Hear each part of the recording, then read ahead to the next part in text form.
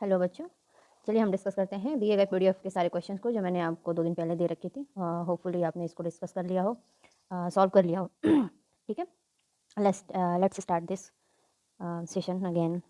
पहला क्वेश्चन है कि पॉलीजेनिक इनहेरिटेंस का एग्जांपल क्या है। समझेंगे कि पॉलीजेनिक इनहेरिटेंस कैसे कहते हैं किसको। मैं पॉलीजेनिक इनहेरिटेंस एक थ्योरी थी, एक ट्रेट था जिसको मेंडल ने आइडेंटिफाई करा।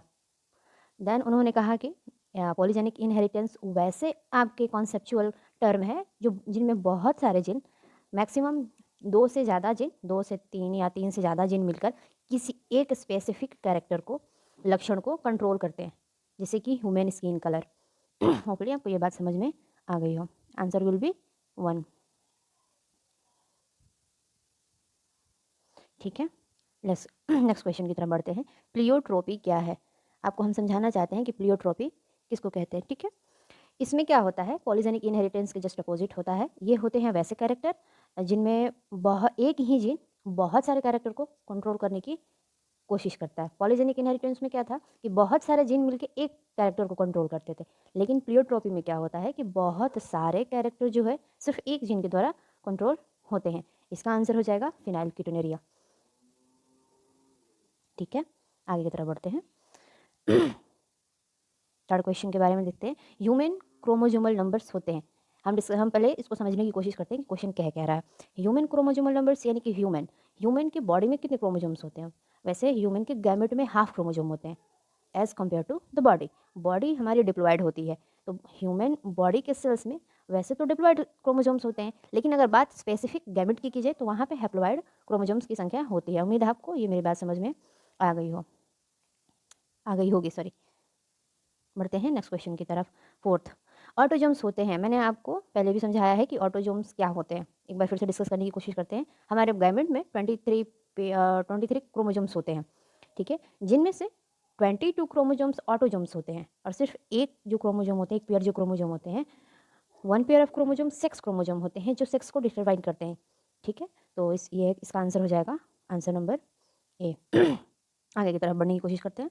कोई देखते हैं क्वेश्चन नंबर 5। 6 क्रोमोजोम होते हैं। अभी जैसे कि मैंने आपको पिछले क्वेश्चन में समझाया कि 22 क्रोमोजोम्स जो होते हैं वो आपके ऑटोजोम्स होते हैं, और एक पेयर क्रोमोजोम जो होता है वो आपका 6 क्रोमोजोम होता है। फीमेल में 6 क्रोमोजोम XX होते हैं और मेल में XY होते हैं। उम्मीद है आपको मेरी ये बात समझ में आ गई होगी। बढ़ते हैं नेक्स्ट क्वेश्चन की तरफ। क्वेश्चन नंबर 6, एक्स बॉडी की खोज किसने की थी? आपके एनसीईआरटी के बुक में साफ दे रखा है कि एक्स बॉडी की खोज किसने की थी। हो सकता है ये क्वेश्चन आपके बोर्ड मार्किंग बन सकते हैं, तो इसके आंसर हो जाएंगे हैंकिंग। हैंकिंग ने एक्स बॉडी की खोज की थी। X body means x chromosome. ठीक है, उम्मीद है आपको मेरी ये बात समझ में आ गई होगी। बढ़ते हैं नेक्स्ट क्वेश्चन की तरफ। 7th क्वेश्चन, म्यूटेशन टर्म किसने दी थी? बच्चों म्यूटेशन टर्म दी थी हुगो डी बेरीज ने। आप एक बार एनसीईआरटी चेक कर सकते हैं। बढ़ते हैं नेक्स्ट क्वेश्चन की तरफ। एनसीईआरटी में एक और टर्म है म्यूटेशन। नेक्स्ट क्वेश्चन देखते हैं। क्वेश्चन नंबर 8, अनुवांशिक गुणों में हुए अचानक परिवर्तन को क्या कहते हैं? कोई बताना पसंद करेगा? हाँ, तो हम डिस्कस करते हैं कि अगर आपके अनुवांशिक गुण में यानी कि डीएनए या आरएनए में अचानक यानी कि अचानक परिवर्तन हो जाए, किसी भी प्रकार का डीएनए में या आरएनए में फॉल्ट आ जाता है, उसे हम कहते हैं चेंज हो जाना। नाइट्रोजनस बेस जो होते हैं चेंज हो जाते हैं, और बहुत सारे जीन में जो है उनके सीक्वेंसिंग जो नाइट्रोजनस बेस होते हैं वो चेंज हो जाते हैं, जिसकी वजह से म्यूटेशन हो जाता है। तो ये समझ में आ गई होगी आपको। ठीक है, तो इसका आंसर क्या हो जाएगा? Answer will be A. Next question है कि हीमोफीलिया है। बच्चों हीमोफीलिया जो है एक रिसेसिव सेक्स लिंक डिजीज़ है। ठीक है, आप इसको थोड़ा सा ध्यान में रखेंगे, बोर्ड मार्किंग क्वेश्चन है, इंपॉर्टेंट है। सिकल सेल एनीमिया क्या होता है? सिकल सेल एनीमिया होता है जिनमें आपको मैंने पहले भी बता रखा है कि इसमें होता है ग्लूटामिक एसिड जो है वेलिन के द्वारा चेंज हो जाता है, यानी कि जहाँ पे ग्लूटामिक एसिड को होना चाहिए चेन में, वहाँ पे आ जाता है वेलिन। वेलिन वहाँ उनके बीटा सीक्वेंस जो बीटा चेन होता है हीमोग्लोबिन का, उसमें ग्लूटामिक एसिड की जगह पे वेलिन रिप्लेस हो जाता है, सब्स्टिट्यूट हो जाता है। ठीक है, उम्मीद है आपको मेरी ये बात समझ में आ गई होगी। बढ़ते हैं नेक्स्ट क्वेश्चन की तरफ। डाउन सिंड्रोम क्या होता है? क्वेश्चन नंबर 11 देखेंगे। डाउन सिंड्रोम मैंने अच्छे से आपको समझाया है क्या होता है। नहीं समझ में आता है तो आप मुझे कमेंट कर सकते हैं, मैं उसको फिर से समझा सकती हूँ। डाउन सिंड्रोम होता है कि क्रोमोसोम नंबर 21 में ये फॉल्ट हो जाता है, जिसकी वजह से क्रोमोसोम के फॉल्ट की वजह से डाउन सिंड्रोम होता है। डाउन सिंड्रोम के कुछ स्पेसिफिक कैरेक्टर मैं आपको बता देती हूँ। यहाँ मेंटल रिटार्डेशन होता है, ब्रेन की फंक्शनिंग जो है बच्चों में अच्छे से काम नहीं करता है, क्रोमोसोम नंबर 21 पे ये फॉल्ट होता है, ठीक है।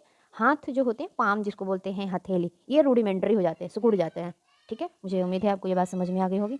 अब हम समझेंगे कि लाइनफेल्टर सिंड्रोम किसको कहते हैं ठीक है। किसी को पता है तो मुझे कमेंट करके बता सकता है, अदरवाइज मैं आपको ये समझाती हूँ। लाइनफेल्टर सिंड्रोम वैसे डिजीज़ होते हैं जहाँ पे क्रोमोसोम की जो संख्या होती है 46 की जगह 47 हो जाती है। इट मीन्स कि क्रोमोसोम की संख्या एक बढ़ जाती है, ठीक है। तो ये हो जाएगा आपका question number, answer will be 1 ए, ठीक है। बढ़ते हैं नेक्स्ट क्वेश्चन की तरफ। टर्नर सिंड्रोम होता है, टर्नर कोई बताना पसंद करेगा मुझे कि टर्नर सिंड्रोम होता कैसे है? टर्नर सिंड्रोम वैसे आपके डिजीज़ होते हैं जिसमें क्रोमोसोम की संख्या क्या होती है, एक कम हो जाती है। लाइनफेल्टर में क्या होता था, बढ़ जाता था। लाइनफेल्टर सिंड्रोम किस में होता है, कोई मुझे कमेंट करके बता सकता है, मेल में होता है या फीमेल में होता है?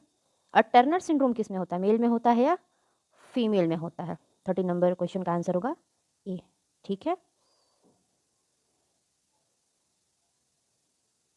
ठीक है, आगे बढ़ते हैं। ओह सॉरी बच्चों, ठीक है, आगे देखते हैं, डिस्कस करते हैं क्वेश्चन को कि निम्नलिखित अनुवांशिक विकार को पहचानें। तो नीचे ये दो एनसीईआरटी के डायग्राम्स को दे रखे हैं। तो ऊपर क्वेश्चन मैंने आपसे पूछा था ना कि लाइनफेल्टर सिंड्रोम किस में होता है, टर्नर सिंड्रोम किस में होता है। तो लाइनफेल्टर सिंड्रोम मेल में होता है जिनके बॉडी में बहुत सारे डिफरेंसेस हो जाते हैं, उनकी ब्रेस्ट की डेवलपमेंट हो जाती है, उनके पीनस की साइज छोटी हो जाती है, ये इनफर्टाइल होते हैं, मतलब कि ये जनन करने में सक्षम नहीं होते हैं। इनमें स्पर्म का जो संख्या है, स्पर्म की संख्या कम बनने लगती है, पीनस पूरी तरह से डेवलप नहीं होता है, इरेक्टाइल नहीं होता है। फीमेल में ब्रेस्ट की जो साइज होती है बहुत छोटी हो जाती है, इनमें गर्भाशय जो है क्या होती है, बहुत कम डेवलप होता है। तो इसका आंसर हो जाएगा लाइनफेल्टर मेल में होता है और टर्नर सिंड्रोम किस में होता है, फीमेल में होता है, ठीक है।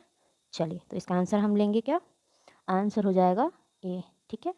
चलिए, उम्मीद है मेरी आज की वीडियो आपको पसंद आई हो। अगर पसंद आई है तो वीडियो को शेयर करें, लाइक करें, सब्सक्राइब करें चैनल को, और बहुत सारे अच्छे मन से पढ़ाई करें।